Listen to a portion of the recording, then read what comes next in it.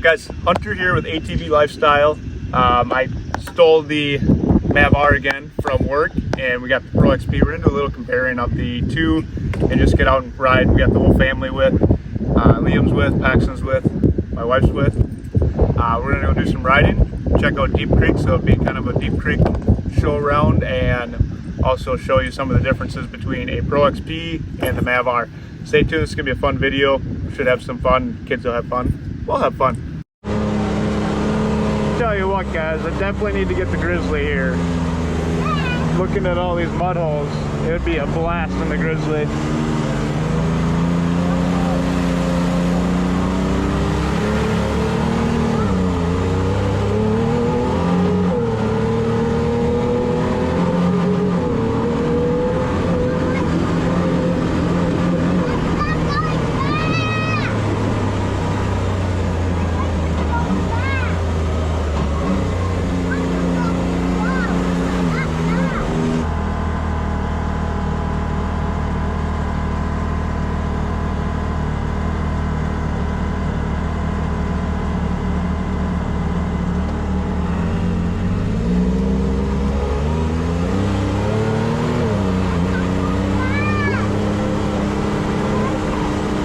That the rear camera can't stay on when I'm going fast, because I can't see anything behind me with the mirror. And I'd like to be able to see where my wife's at.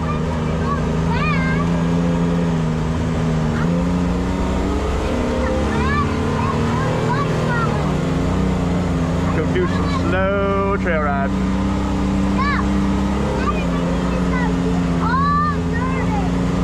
Deep Creek though, pretty cool looking park.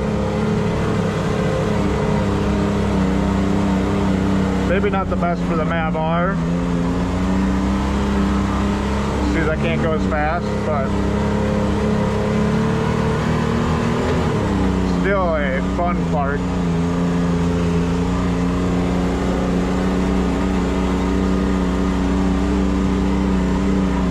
My biggest gripes on this Maverick is I can't see her behind me.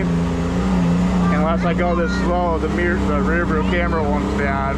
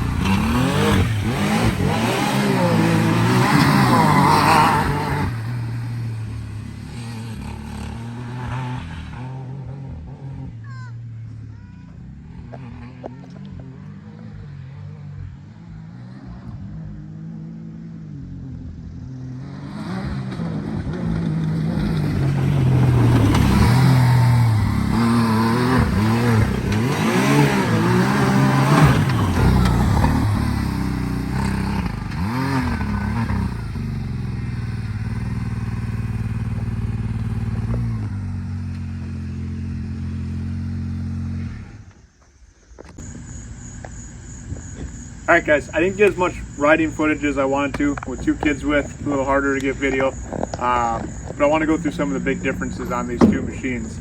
Obviously, it's going to be kind of a cool one because it's cheap versus really expensive. So bottom of the line turbo, top of the line turbo. So on the top of the line, we're going to go to the Can-Am Mav R.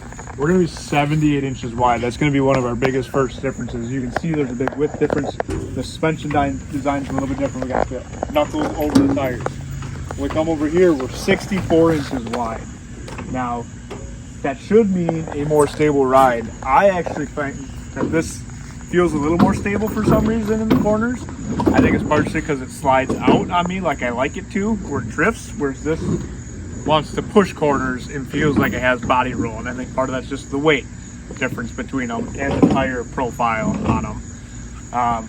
The other big difference on these two machines, if we come over to the side, on the side here, you look at the wheelbase on this machine, it's not as long as the Maverick R is. The Maverick R is almost a foot longer overall.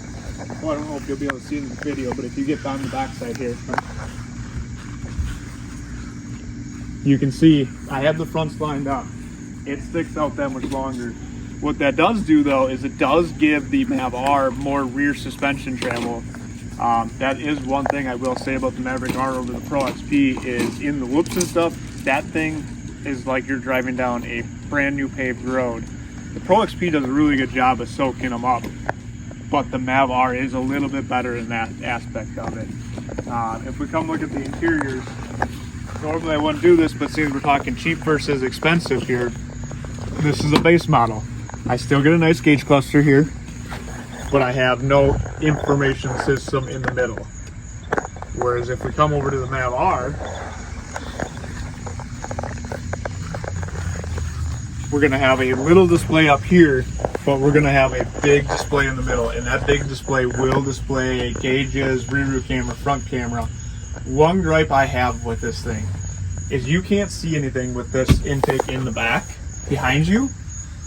The reverse camera you can have on while going down the trail, but it'll only stay on until you hit 14 miles per hour and that turns off. I wish they would make it so you could just have it on all the time so you could use it as a rear view camera all the time, so you can't see out the back of this thing, because I couldn't see my wife behind me. I couldn't tell if she was back there or not unless I slowed down or like kind of stuck my head out and looked around. Now neither one of these machines is going to come with front bumper or winch. Both of these have front bumper and winch added to them.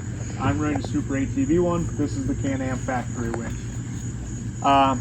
Looks wise, Pro XP takes looks wise in my book all day long. I like the look of the Pro XP a little bit better. The knuckle design, I get why they did it, just not quite my taste. Got kids running around all over the place here. Lights.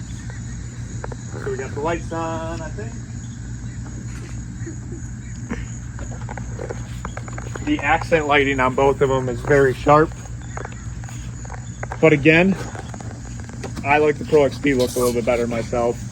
I would really like to get my hands on a Pro R and see the difference between a Pro R and a Mav R. I think I would prefer the Mav R or Pro R over that, but without driving, I guess I can't say for sure. Let me know what you guys want to see next. I've tried my best to be able to make it happen. If it's comparison videos, if it's Can-Am players, I can probably make it happen somehow or another as I work at a Can-Am Players dealer. But I think this was a good one though, because is it worth spending the money of a Maverick R, or should you go with just a Pro XP? In my eyes, I'm going this route, but that's the riding I was doing. If I was out in the sand dunes all the time, I would probably go with that one. That's just my take on it. Let me know your guys' thoughts in the comments below. Hit that like button and smash that subscribe button.